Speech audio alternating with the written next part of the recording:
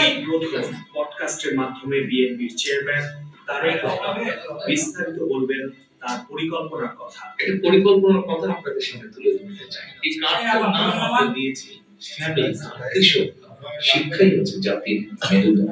আগামী বাংলাদেশ বিনির্মাণে তার প্রতিশ্রুতির কথা, তার অঙ্গীকারের কথা। আমরা প্রথমে গুরুত্ব দিতে চাই প্রাইমারি স্কুলের যে শিক্ষক আছে সেই শিক্ষকদের ট্রেনিং এর উপরে।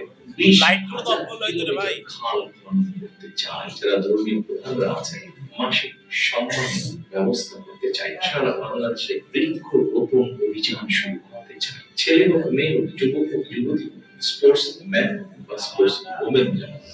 সবার আগে বাংলাদেশ উইথ তারেক রহমান দেখতে চোখ রাখুন ফেসবুক, ইউটিউব সহ সকল সোশ্যাল মিডিয়ায়। সবার আগে দেশ।